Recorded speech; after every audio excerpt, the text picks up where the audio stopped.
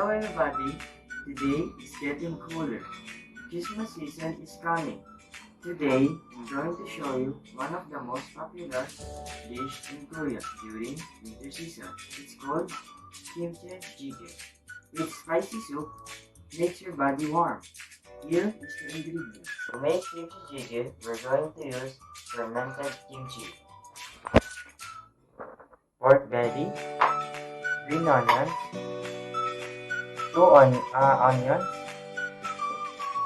2 tablespoons of chili flakes, 2 tablespoons of salt, 2 tablespoons of sugar, half pepper paste, tablespoon, tofu, 2 cups of rice water, 1 tablespoon of sesame oil, and dashida.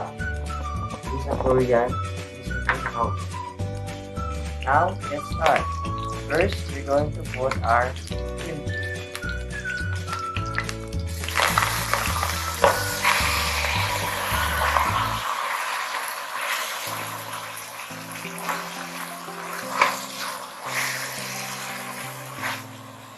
Now, next is our pork belly.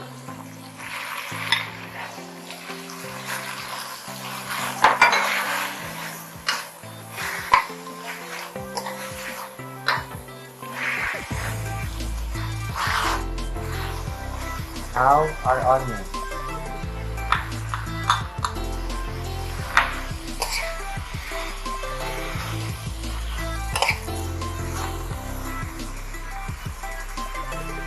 Then our green onions.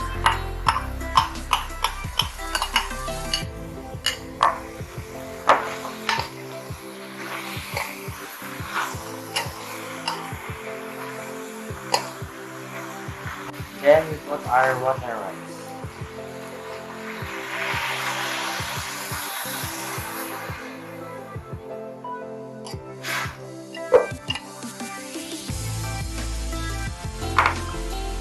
Then our sugar.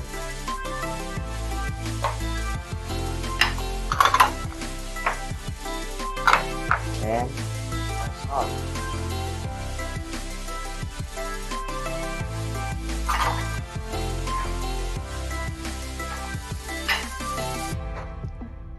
Then our chili flakes.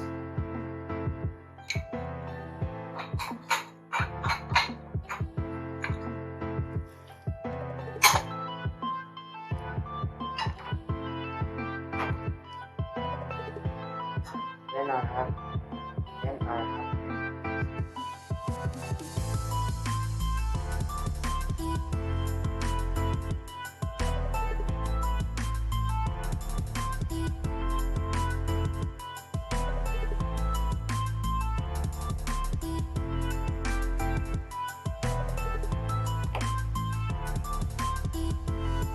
dashida.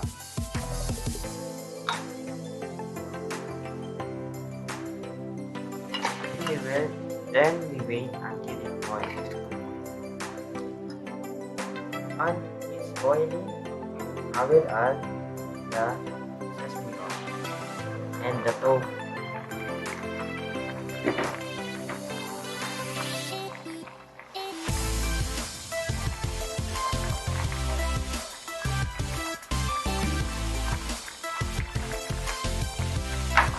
And then the tofu.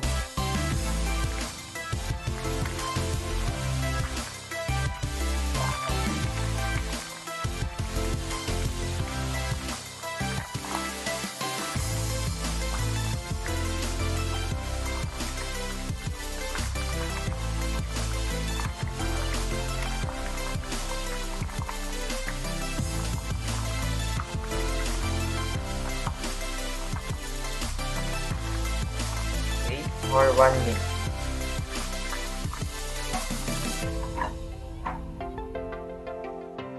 It's ready. Now, I'm going to taste it.